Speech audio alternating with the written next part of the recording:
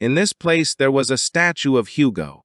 All the humans wore colored glasses that were not compatible with them while they lived their lives. Vikar clenched his fist tightly and the aura that was emerging from the Beelzebub sword began to solidify. Those who managed to take off those glasses could see things that could not be seen by the average human and could easily cut them down, and those people who had reached supremacy were known as sword masters.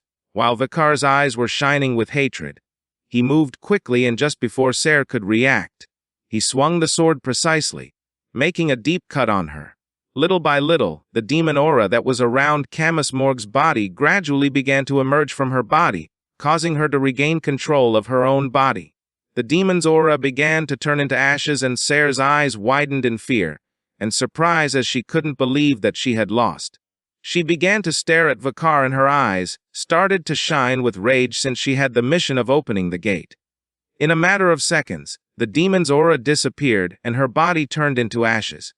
Vikar, who had lost an arm during his fight against the demon and had his body covered in blood, began to gaze at the red sky while smoke was emerging from his shoulder, and he sank into his thoughts.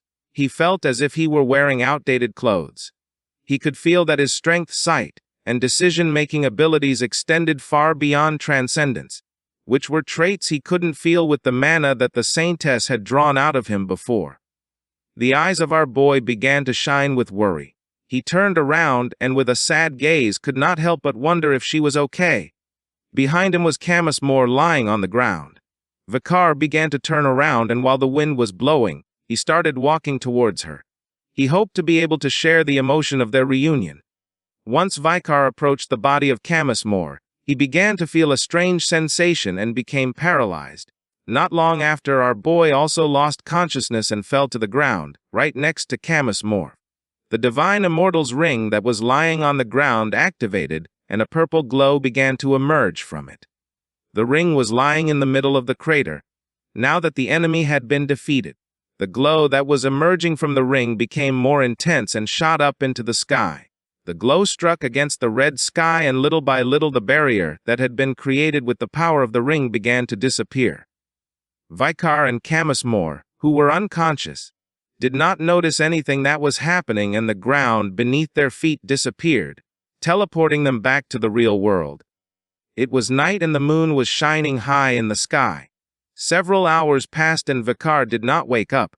Noticing this, the little spider came out of his clothes and with small jumps reached his arm and began to observe him closely. The little spider began to make small jumps trying to wake Vikar up, and while she was distracted, someone wearing a skirt started walking towards them. The little spider got tired and lay down on the ground next to Vikar. Just then, her attention was fixed on something and her eyes widened in surprise and confusion. It was Rose. While her eyes were shining, she began to stare at Vikar in silence. With a penetrating gaze, she sank into her thoughts, not knowing what to do. Noticing her gaze, the little spider stood up and with a furious gaze began to roar, indicating that she was not going to let her harm Vikar. After giving the matter several thoughts, Rose extended her hand toward Vikar. But instead of hurting him, she passed the arm of Camus Morg, who was unconscious, over her own shoulder and helped her stand up. Upon seeing this, the little spider's attention fixed on them, and she couldn't help but feel somewhat confused.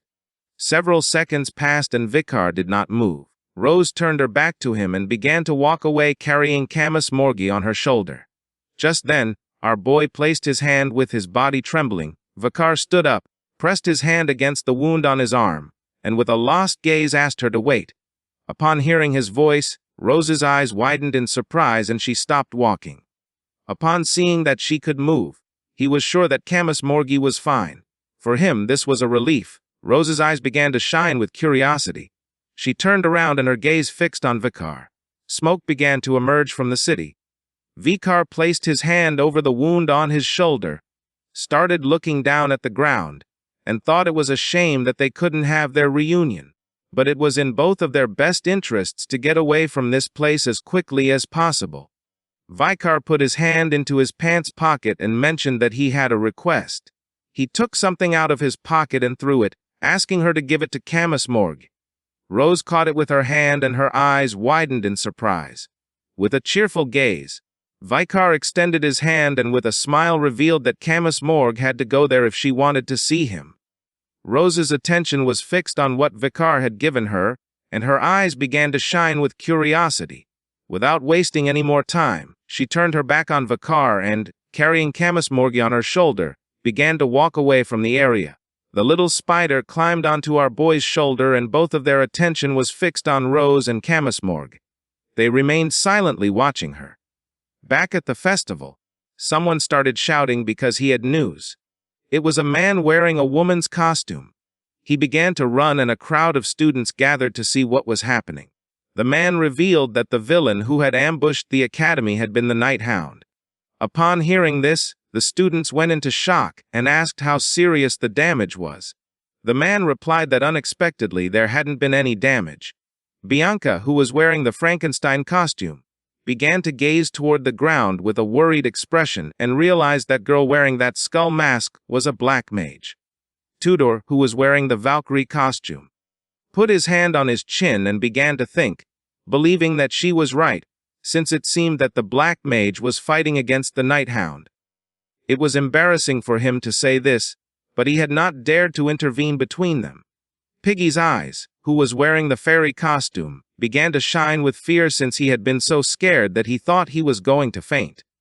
Tudor, who was wearing the martial arts master costume, began to look to one side and with a serious gaze admitted that the Night Hound was the most violent person he had ever seen. While they were distracted, Vikar, who was wearing the witch costume, began to walk toward them and admitted that he too had been so scared that he could not even breathe properly. Upon seeing Vikar, everyone's attention focused on him and their eyes widened with surprise and concern. They asked where he had gone, revealing that they were very worried. Our boy began to touch his head, not knowing what to say. Dullars crossed her arms and with a serious expression explained that they had not seen him at all while they were investigating the street. She asked where he had been. She knew him very well and knew that he would not leave his friends behind and hide. Sinclair, who was wearing the vampire costume, began to observe our boy in silence. Vikar's eyes filled with worry as he did not know what to say. Just then, someone wearing a skirt appeared behind them and, calling Vikar a commoner, asked how he had been able to go into the defense alone. They were High Boro, Middle Boro, and Low Boro, who were dressed as maids. Low Boro put his hands on his waist, and with an angry expression asked what would become of them if he kept doing things on his own, and asked Vikar not to do that next time. With a furious gaze, Middle Boro grabbed the broom tightly and ordered Vikar not to do that next time. The eyes of High Boro began to shine with hatred and with a penetrating gaze. He also gave the order to Vikar not to do that next time.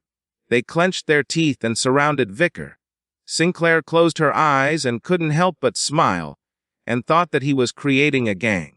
The eyes of Dolores widened in surprise when she realized that she had misunderstood the situation again. Several minutes later, the rays of the sun began to illuminate the sky. With a worried gaze, Vikar began to contemplate the sky without knowing if she was going to be okay. The sun began to rise over the horizon. Everyone began to contemplate this beautiful scene. Vikar was going to be waiting eagerly to see Camus Morgue again. Somewhere in the city there was an abandoned church, and in the middle of the church there was a sphere.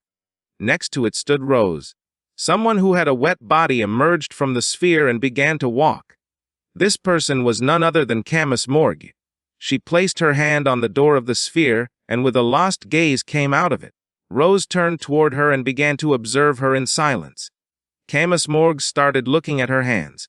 Her body was a mess since Sarah had gone mad and broken their contract, and because of that she hadn't been able to greet Vikar.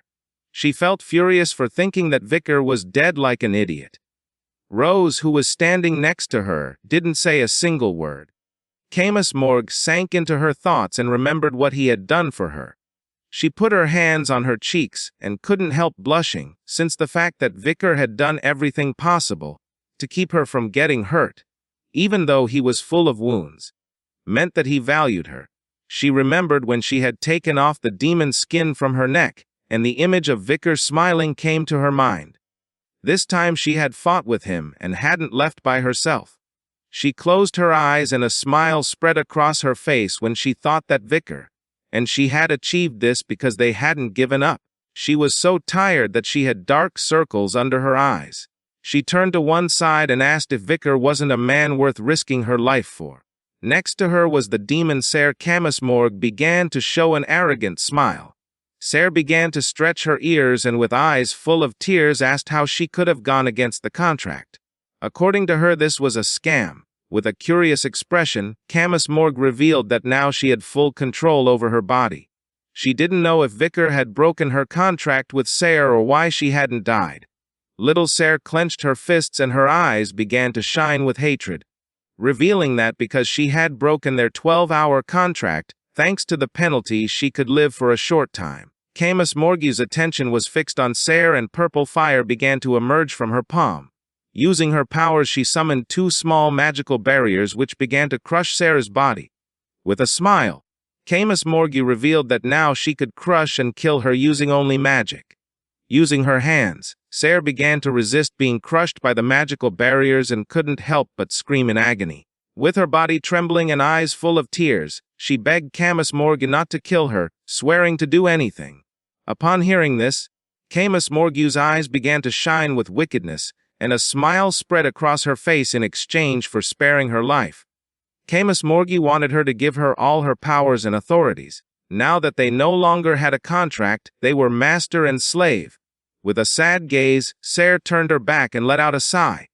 Camus Morgue put her hand on her waist and remembered that thanks to her, she had been able to meet Vicar. Ser asked what she was going to do now. Camus Morgue began to observe her and said it was time to open the gate. Upon hearing this, Ser's eyes began to shine with joy and surprise. With a curious gaze, she asked if she was really going to do that. With a smile, Camus Morgue said that she was joking and asked if Ser thought that she was crazy. Rose began to help Camus Morgue put on the wizard robe and revealed that her first priority now was to return to the Morgue estate. She began to imagine her uncle Adolphe and her mother now that she knew Vicar was alive. She had to restore the things she had destroyed. She put on the wizard's hood and her eyes began to shine with sadness. She started to remember her Uncle Snake showing a smile before dying. She had to return to the Morgue estate and announce and mourn the death of her master. She clenched her fist and with a gaze full of gratitude, she thanked Snake from the bottom of her heart, since thanks to him she had been able to reunite with Vicar. She opened her hand and began to observe a golden coin. A smile spread across her face because if she entered the academy she could be Vicar's junior. Rose and Ser began to look at her with a confused gaze. The wind began to blow, carrying all the leaves away. Camus Morgue couldn't help but blush and with eyes full of love swore that Vicar was going to be hers the day they met. This is the end of the video. If you guys want to see the next part,